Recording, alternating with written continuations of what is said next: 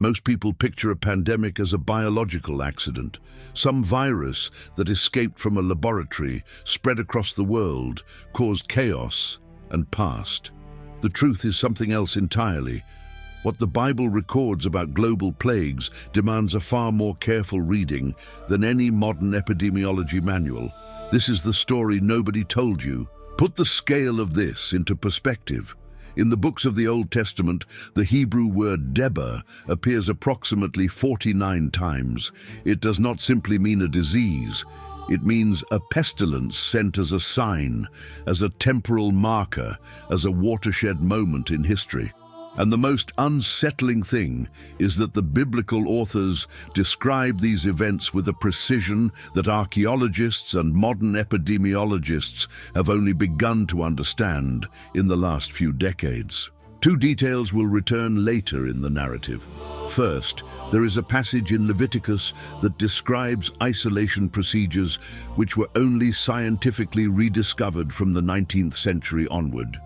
Second, there is a prophetic sequence that binds pandemics to three other specific events, and that sequence has already been observed in 5 distinct historical moments. But let us begin at the beginning. Consider the situation in Egypt, around 1446 before Christ. The Egyptian population of the time is estimated at between 3 and 4 million people, concentrated in narrow bands along the Nile River. A civilization that had mastered astronomy, monumental architecture, and hydraulic systems that would remain unparalleled for more than 2,000 years. And then, within a matter of months, that same civilization was struck by 10 consecutive events that collapsed its economy, its agriculture, and its priestly structure. The 5th plague, described in Exodus chapter 9, struck the livestock: horses, donkeys, camels, oxen, and sheep, a national-scale zoonotic epidemic. Archaeologists who have studied sites in the Nile Delta found evidence of mass animal mortality in layers dated to the end of the Egyptian Middle Kingdom. There were no antibiotics, there were no vaccines, there was not even the concept of a germ. The economic loss from that single event was devastating, and one adult ox was worth the equivalent of 3 months of labor from a skilled craftsman. The 6th plague was different. It struck humans directly. Ulcers, skin lesions that spread across the entire Egyptian population, including the court magicians, who, according to the biblical text, could not even present themselves before Pharaoh. Modern physicians who analyze the description suggest a combination of cutaneous anthrax and some form of zoonosis transmitted by the animals that had died in the previous plague. And here is the detail. The boils appeared shortly after Moses and Aaron threw soot from the kiln into the air. Soot contaminated by bacteria from dead cattle would be the perfect vector for a combined respiratory and cutaneous epidemic. It was not an accident. It was a sequence. Months. The time between the 1st and the 10th plague, according to most biblical chronologists, was approximately 7 to 9 months. An entire civilization pushed to collapse in less than a year. And the final event, with the death of the firstborn, was only the last trigger for the departure of approximately 600,000 people at dawn, a human contingent equivalent to the entire current population of a city like Curitiba moving through the desert in a single night. Consider the scenario of King David. Approximately 400 years later, the account appears in 2 Samuel chapter 24 and also in 1 Chronicles chapter 21. David decides to take a census of the people.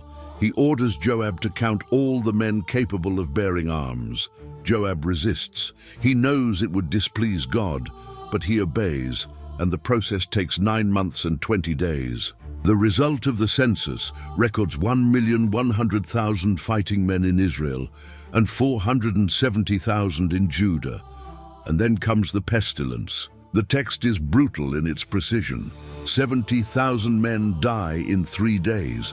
Measure the proportion. A total population estimated at approximately 5 to 6 million inhabitants at the time. The equivalent loss today would be as if an entire city the size of Salvador were wiped out in 72 hours. A complete city in 3 days. Follow the emotional weight. David sees the angel of death standing over the threshing floor of Araunah the Jebusite, about to strike Jerusalem. And in that very location, centuries later, Solomon's temple would be built. A biblical pandemic marking the ground where the most important religious center of the Old Testament would be raised. Not coincidence, deliberate marker. But this specific pandemic reveals another detail. The biblical text does not describe the vector. It does not describe symptoms. It describes only the speed. 70,000 in 3 days means a mortality rate of approximately 23,000 people per day, a rate that only diseases like pneumonic bubonic plague or acute viral hemorrhage can achieve. Modern researchers who have studied the genome of Yersinia pestis have identified ancestral strains of this bacterium in human bones from the Middle East, dated to more than 3,000 years ago. Science is only now catching up to what the text already described, and that is where the larger problem begins. Witness the moment when Jesus, seated on the Mount of Olives, is questioned by his disciples about the signs of the end. The answer is in Matthew chapter 24, verse 7. Wars, famine, earthquakes. And then, specifically in the parallel account in Luke chapter 21, verse 11, the Greek word loimoi appears. Pestilences, in the plural, in various places. Note the detail. Jesus does not speak of a single plague. He describes pestilences, multiple, geographically distributed. And he associates them with 3 other events: wars, famines, and earthquakes. A prophetic tetrad that appears again, now amplified, in chapter 6 of Revelation. The 4th horseman of the apocalypse is described in Revelation 6, verses 7 and 8. A pale horse. The rider's name is Death, and hell follows with him. And the power given to that rider extends over 1/4 of the earth, to kill with sword, and with hunger, and with death, and with the beasts of the earth. 1/4 of the earth. Write out the full weight of that, 1/4. Applying that proportion to the current population of approximately 8 billion people, the calculation reaches 2 billion people affected. 2 billion. And the instruments named are specifically 4: sword, hunger, pestilence, and beasts. Wars, food scarcity, disease, and animals that attack humans. Silence. Examine the events of the last few decades. The Spanish flu of 1918 killed between 50 and 100 million people in 18 months, at a time when the world population was approximately 1,800,000,000 inhabitants. That means, in percentage terms, nearly 5% of humanity died in that pandemic. 5%. And it came immediately after the end of the First World War. War, followed by famine in the devastated European countries, followed by global pestilence. The prophetic sequence matched with pinpoint precision. Observe the following pattern. The Second World War, between 1939 and 1945. Global famine in the post-war period, especially in Europe and Asia. And then, in the late 1940s, massive outbreaks of tuberculosis and poliomyelitis in debilitated populations. The sequence repeats. But the most recent one is the one that demands redoubled attention.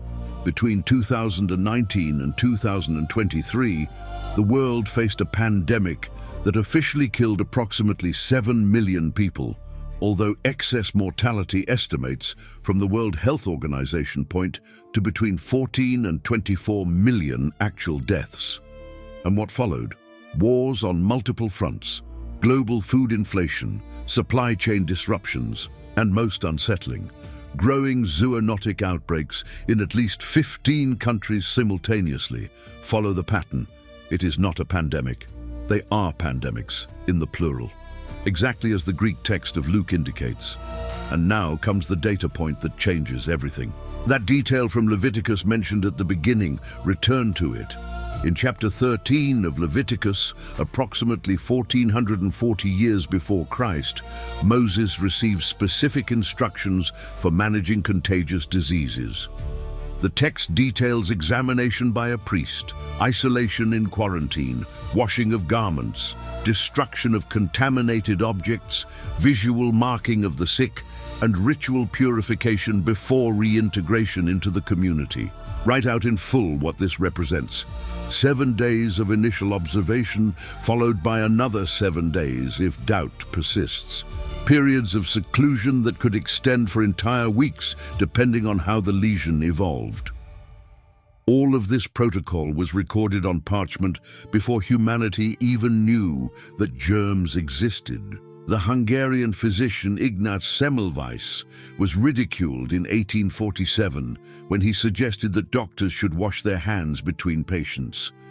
He was committed to a mental institution and died at 47 years of age, beaten by guards.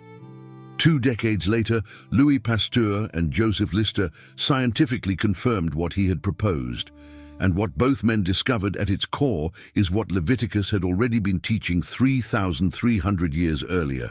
No scientist of the 19th century expected to find that there. Examine now the second clue left at the beginning, the prophetic sequence that appears in 5 distinct historical moments: war, famine, pestilence, and celestial signs or earthquakes. The order varies, the combination does not. First moment, the Punic Wars between Rome and Carthage in the 3rd century before Christ, Roman victories, famine in the devastated territories, and then the Antonine Plague between 165 and 180 after Christ, killed between 5 and 10 million people in the Roman Empire, approximately 10% of the imperial population. Second moment, the Justinianic Wars in the 6th century, Roman reconquests in Africa and Italy, famine in the territories involved. And then the plague of Justinian, beginning in 541 after Christ, killed between 25 and 50 million people, nearly half the European population of the time. Constantinople lost approximately 10,000 inhabitants per day at the peak of the epidemic. 10,000 per day. Third moment, the 100 Years' War between England and France, begun in 1337. European famine intensified in the preceding decades by climatic variations known today as the Little Ice Age. And then the Black Death, between 1347 and 1351, killed between 75 and 200 million people worldwide, approximately 30 to 60% of the European population in just 4 years.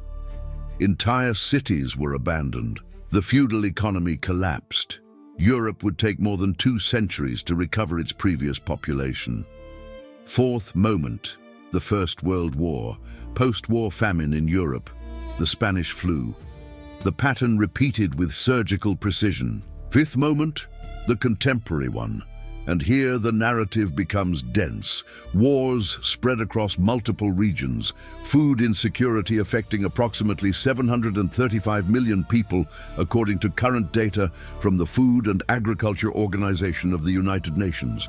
A recent pandemic still producing visible effects. And active zoonotic outbreaks, avian influenza H5N1, Marburg hemorrhagic fever, new strains of Ebola, and most concerning, transmission among mammals that had never previously been vectors.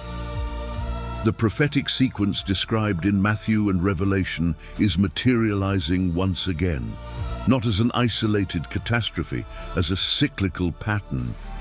But there is something more that the Bible reveals and that almost no one mentions. The human cost of the pandemics described biblically is always accompanied by another element: social transformation. Consider the effect. Every biblical pandemic breaks a previous structure. The plagues of Egypt destroy the Egyptian priestly hegemony and the economic system based on forced Hebrew labor. The plague of David's era interrupts the cycle of military expansion and marks the soil of the future temple. The plagues of Revelation, according to the text, unleash the final reorganization of humanity before the return of Christ. A biblical pandemic is never merely biological. It is always a mechanism of reordering. And here comes the hardest part. Calculate the magnitude of human suffering in each of those waves. In Constantinople, at the peak of the Justinianic plague, gravediggers could no longer dig enough burial sites. Bodies were stacked in the towers of the city. Accounts describe more than 300,000 dead in a single city over the span of 3 months. Entire families decimated, houses closed with bodies still inside. The historian Procopius describes people walking down the street and suddenly falling dead, with no apparent prior symptoms. 300,000. During the Black Death, physicians wore masks with long beaks filled with aromatic herbs, a desperate attempt to block what they still did not understand to be airborne transmission. Mortality among healthcare workers reached 80%. Priests who administered last rites died before the dying did. Entire villages in England and France were left completely deserted. Historians estimate that approximately 1,800 European villages were permanently abandoned during and after the plague. Millions of families buried beneath the same wave. But perhaps the most brutal data point is this. Pandemics always strike hardest the populations already weakened by famine or poverty. In the Justinianic plague, peasant farmers were the most affected, which generated an agricultural collapse that amplified the already existing famine. In the Black Death, rural workers accounted for approximately 75% of the initial deaths. In the Spanish flu of 1918, soldiers from the First World War, already weakened by months in the trenches, died in far greater proportions than civilians who had not been exposed to the conflict. War feeds famine, famine feeds pestilence, pestilence feeds social collapse. The prophetic sequence is not merely descriptive, it is mechanical. One event creates the conditions for the next. And that brings us to what the Bible reveals about the new pandemic, the one still taking shape. Observe the specific signs the texts point to. Revelation chapter 16 describes 7 bowls of wrath. The first, in verse 2, brings foul and loathsome sores upon men. The fifth, in verse 10, produces darkness and pains that cause men to gnaw their tongues. The clinical description of those symptoms is curiously compatible with the presentation of sepsis from advanced systemic infection, a condition that, in scenarios of antibiotic resistance, has been growing exponentially over the past 2 decades. Witness the data. The World Health Organization estimates that approximately 1,200,000 annual deaths are already directly attributed to bacteria resistant to multiple antibiotics. Projections for 2050 point to 10 million annual deaths, more than cancer and diabetes combined, and the majority of those deaths would occur in regions already affected by conflict and food insecurity. The map of the new pandemic overlaps almost perfectly with the map of contemporary wars and famine. War, famine, pestilence, sequence active. There is yet another element. The beasts of the earth of the 4th apocalyptic horseman. Traditional interpreters saw this reference as metaphor. But in the last 2 decades, the concept has taken on new weight. 75% of current emerging infectious diseases are zoonotic, meaning they jump from animals to humans. Coronavirus from bats, Ebola from primates, HIV from monkeys, avian flu from birds, anthrax from cattle. The beasts of the earth are literally delivering disease to humanity at an unprecedented scale. And then there is the most unsettling data point of all. In recent years, geneticists have identified that the planet's soil contains hundreds of ancestral bacteria frozen in permafrost regions that are now thawing. Scientists at the Pasteur Institute reanimated in the laboratory a virus approximately 48,500 years old, extracted from Siberian ice. It was still capable of infecting cells. 48,500 years of dormancy, and still functional. The planet is literally returning pathogenic agents that have been sleeping since before the emergence of the first human civilizations. And this echoes another biblical data point. Chapter 15 of Revelation speaks of 7 plagues that are the last. The Greek word eschatos denotes finality, closure, not merely plagues in sequence, but final plagues that bring the cycle to an end. It is not coincidence. It is a prophetic ecosystem updating itself. And here the specific human cost of the new pandemic reveals itself in details many prefer not to face.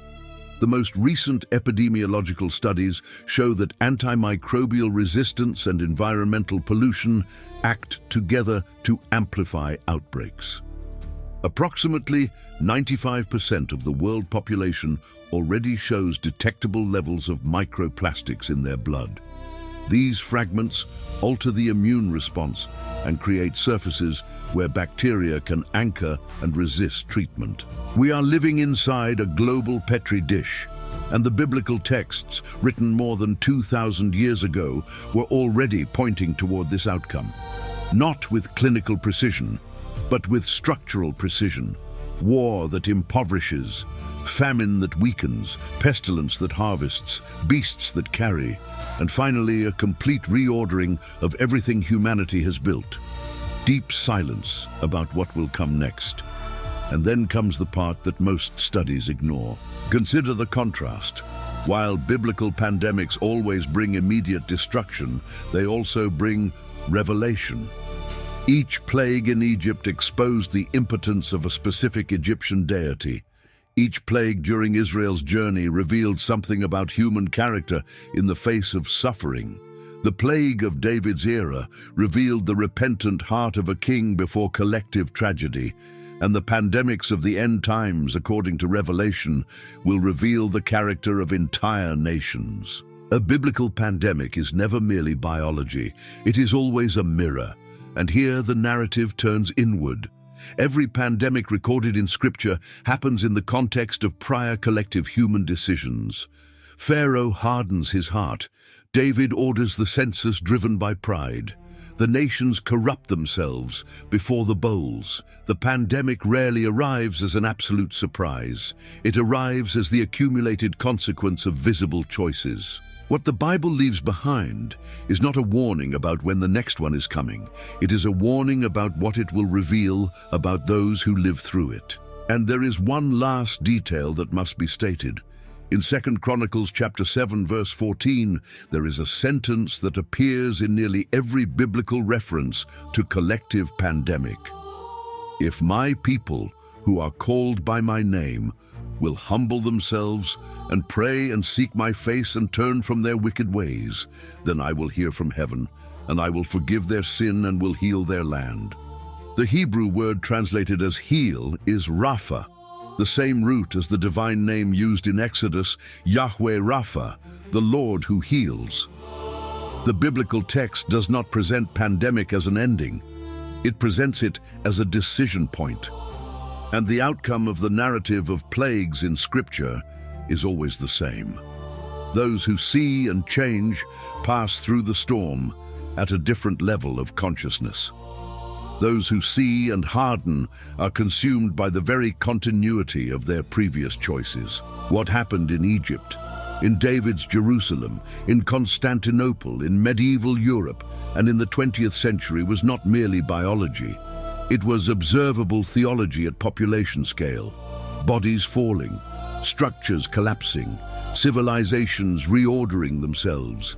And in the midst of all of it, always a remnant that passes through the storm with a different perspective on life, death, and collective purpose. The Bible does not reveal a new pandemic as an isolated catastrophe. It reveals a new pandemic as part of an ancient, mechanical, and prophetic sequence that humanity has already traversed multiple times over 3,000 documented years. And every time it traversed it, it came out different. Now, it is this generation's turn to discover what the next wave will reveal about itself. The biblical text has already recorded everything, not as obscure prophecy, as observable manual, war, famine, pestilence, beasts, and human decision in the midst of all of it. The pandemic that is coming will not merely test bodies, it will test what each generation believed to be more important than survival itself. And the answer will be given not by viruses, but by choices.